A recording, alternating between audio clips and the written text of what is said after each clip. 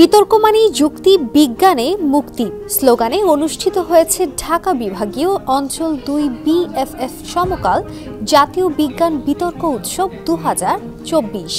প্রতিযোগিতায় ঢাকা বিভাগীয় অঞ্চল ২-এ ১৮টি দলের লড়াইয়ের খুদে বিতার্কিকদের তর্কের লড়াইয়ে জয়লাভ করেছে ৮টি দল, যাদের নিয়ে পরবর্তীতে ৮ বিভাগের চ্যাম্পিয়ন ৮ দলের সঙ্গে অনুষ্ঠিত হবে চূড়ান্ত আসর।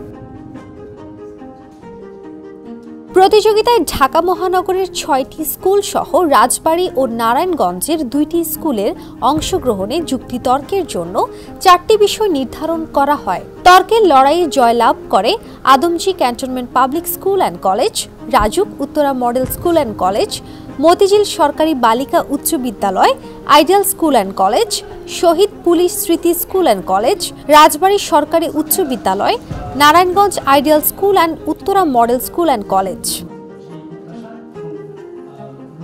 তর্ক বিতর্কের লড়াই শেষে বিচারকদের মূল্যায়নের ভিত্তিতে একে একে জয়ী ৮ দলের নাম ঘোষণা করেন সমকাল সুরিত সমাবেশের বিভাগীয় সম্পাদক আসাদুল্লাহ আসাদ। বিজয়ীদের নাম ঘোষণার সঙ্গে সঙ্গে উল্লাসে মেতে ওঠেন বিজয়ী দল এবং প্রতিযোগীরা। ঢাকা বিভাগের এই বিতর্ক অনুষ্ঠানের উদ্বোধন করেন ঢাকা বিশ্ববিদ্যালয়ের যোগাযোগ বৈকল্য বিভাগের প্রতিষ্ঠাতা চেয়ারম্যান ডক্টর হাকিম আরিফ। শিক্ষা কার্যক্রমে বিতর্কের মতো কো-কারিকুলারেরও প্রয়োজন বোধ মনে করেন তিনি। সমকাল কর্তৃপক্ষকে আমি ধন্যবাদ জানাতে চাই, আমাকে এরকম একটি উদ্দীপিত অনুষ্ঠানে আমন্ত্রণ জানানোর জন্য। বলেন, এই সমকালের সাথে ব্যক্তিগতভাবে আমার একটি সম্পর্ক রয়েছে। বিতর্ক হচ্ছে যুক্তির বিষয়, এর সাথে মিলেছে হচ্ছে বিজ্ঞান। বিজ্ঞানেও কিন্তু যুক্তি থাকে, এবং যদি বলা হয় যে বিজ্ঞান কি, আমি জানি এখানে বিজ্ঞানের অনেক ছাত্রছাত্রী আছে, তাহলে যেটা যুক্তি দিয়ে কাজ করে এবং যেটা যুক্তি দিয়ে প্রমাণ করা যায় সেটাই হচ্ছে বিজ্ঞানের আলোচ্য বিষয়। বিশেষভাবে যে জ্ঞান অর্জন করা হয় সেই জ্ঞানটাই হচ্ছে বিজ্ঞানের বিষয়। আর এর সাথে যুক্তি হচ্ছে বিতর্ক, এবং বিতর্কের মেইন বিষয় কি, বিতর্কের প্রধান বিষয় হচ্ছে, আমি জানি আজকে এখানে যারা বিতর্ক করবে তারা যুক্তি দিয়ে বিপক্ষ দলের বক্তব্যকে খণ্ডন করবে, সেটা হচ্ছে বিতর্কের মেইন বিষয়। সুতরাং দুটি বিষয় কিন্তু এখানে যুক্ত হয়েছে, বিজ্ঞান এবং বিতর্ক। ফলে আমরা আশা করব যারা এখানে আজকে বিতর্ক করবে তারা যুক্তি দিয়ে বিপক্ষ দলের বক্তব্যকে খণ্ডন করবে এবং নিজের শ্রেষ্ঠত্বকে প্রমাণ করে আনবে। এর ফলে কি হচ্ছে, যারা বিতর্ক করে বা বিতর্কের প্রয়োজন কেন, আমরা যারা পড়াশোনা করাই, আমরা যারা ছাত্রছাত্রী পড়াই, আমরা বলি যে ছাত্রছাত্রীরা যে স্কুল বা কলেজ বা বিশ্ববিদ্যালয়ে যে পড়াশোনা করে সেটা হচ্ছে তার কারিকুলাম, কিন্তু শিক্ষা কার্যক্রম কিন্তু শুধু কারিকুলাম দিয়ে শেষ হয় না। সহশিক্ষা কারিকুলাম বা এক্সট্রা কারিকুলার অ্যাক্টিভিটি কিন্তু দরকার। এই বিতর্ক হচ্ছে একটি এক্সট্রা কারিকুলার অ্যাক্টিভিটি। এখন আসি এই বিতর্ক দিয়ে লাভ কি। লাভটা হচ্ছে, প্রথমত হচ্ছে যারা বিতর্ক করে তাদের কিন্তু ভাষাগত দক্ষতা বাড়ে। এটা কিন্তু আমরা নিঃসন্দেহে বলি, সেটা হোক ইংরেজি, সেটা হোক বাংলা, ভাষাগত দক্ষতা বাড়ে, কারণ তাকে কিন্তু চমৎকারভাবে ভাষা দিয়ে বক্তব্য রাখতে হয় এবং ভাষার জন্য কিন্তু পয়েন্ট আছে, আমি কিন্তু জানি। ফলে যারা যত বেশি সুন্দর ভাষায় কথা বলতে পারবে, তাৎপর্যপূর্ণ বাক্য বলতে পারবে, যারা শুদ্ধ উচ্চারণ করবে, তাদের জন্য পয়েন্ট থাকে। সুতরাং আমি জানি, বিশেষ করে যারা বিতর্ক করে তাদের ভাষাগত দক্ষতা বাড়ে। আরেকটি কাজ হয় যুক্তি শিখে, দুনিয়ার সব কিছু, জীবনযাপনের সব কিছুকে যুক্তি দিয়ে বিচার করতে শিখে। এইটা কিন্তু একটি আধুনিক সমাজ গঠনের জন্য খুবই প্রয়োজন। বলে বিতার্কিক যারা, তারা যুক্তি শিখে। বিতর্ক করলে আরেকটি লাভ হচ্ছে নিয়ম শৃঙ্খলা।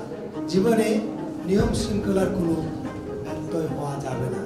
যে যত বেশি নিয়ম শৃঙ্খলা মানবে, যে যত বেশি নিয়মের প্রতি নিষ্ঠ থাকবে, এবং শৃঙ্খল জীবনযাপন করবে তার উন্নতি কিন্তু তত বেশি। সুতরাং আমরা বিশ্বাস করি যে বিতর্ক করে তারা কিন্তু নিয়ম শৃঙ্খলাপূর্ণ জীবনযাপনে উদ্বুদ্ধ হয়।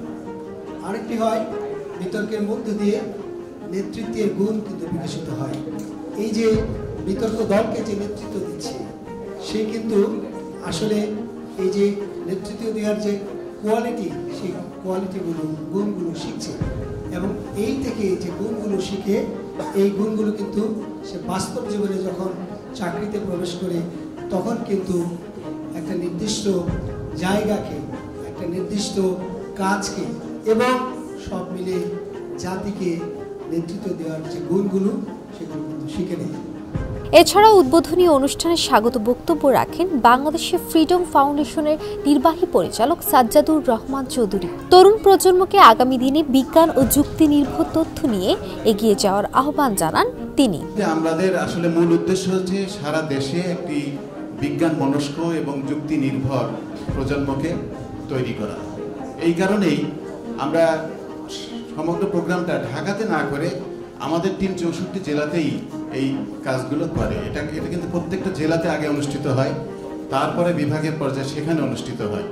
আর ঢাকাটাতে আপনাদের সুবিধাটা হচ্ছে যে আপনারা কাছাকাছি আছেন, আপনারা ঢাকাতে আছেন, কিন্তু অন্যান্য সব জেলাতে একেবারে সেই বান্দরবনে, পঞ্চগড়ে প্রত্যেকটা জায়গাতে আলাদা আলাদাভাবে এই প্রোগ্রামগুলো শেষ হয়েছে। তো সেই হিসাবে যদি আমরা ব্যাপ্তি এবং অন্যান্য সম্পৃক্ততার কথা বলি তাহলে এটাকেই আমরা দেশের সবচেয়ে বড় বিতর্ক আয়োজন বলতে পারি।